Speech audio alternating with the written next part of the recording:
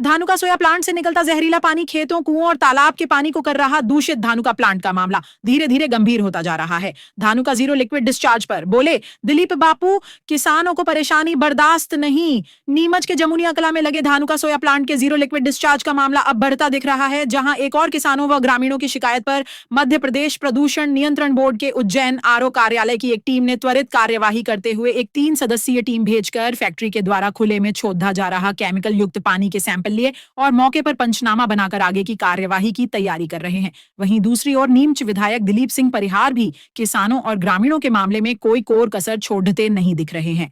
इस मामले में विधायक दिलीप सिंह परिहार से पूछा गया तो उन्होंने दो टूक शब्दों में कहा, हमारी सरकार उद्योगों के लगने की पहल करती है, लेकिन उन उद्योगों को भी किसानों और अन्य लोगों का पूरा ध्यान रखना होगा। यदि उद्योग से किसी भी तरह का नुकसान किसानों को होगा तो वह बर्दाश्त नहीं किया जाएगा, उस पर सख्त कार्यवाही की जाएगी। आइए सुनते हैं क्या कुछ कहा नीमच विधायक दिलीप सिंह परिहार ने। कोई भी इस प्रकार की शिकायत आती है तो हम समय समय पर अवगत कराने का काम करते हैं।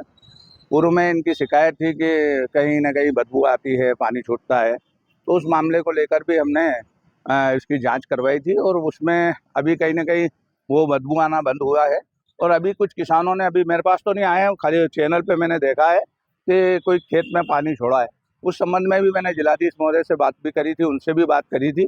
उनका कहना था कि मेरा ही खेत है वो जिसमें पानी छूटा है, तो हम इसकी और भी निष्पक्ष रूप से जांच करा लेंगे। किसी भी किसान या किसी भी व्यापारी को हम किसी प्रकार की तकलीफ नहीं देंगे। आने वाले समय में हम चाह रहे हैं, मध्य प्रदेश के मुख्यमंत्री डॉक्टर मोहन यादव जी चाह रहे हैं कि नीमच जिले में उद्योग लगे, लोगों को रोजगार मिले। इसके लिए अभी सीमेंट प्लांट भी डल रहा है, जावद में भी आपने देखा है, नीमच के भी 2 औद्योगिक क्षेत्रों का और विस्तार किया है डॉक्टर मोहन यादव जी ने।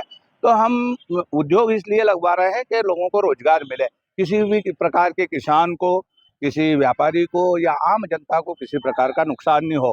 अगर नुकसान होगा तो इसकी निष्पक्ष जांच कराएगी। तो अगर इस प्रकार की कोई जांच एजेंसी आई है और उन्होंने निष्पक्ष जांच करी है और अगर उसमें कोई दोष होगा तो उसकी हम ऊपर भी बात करेंगे।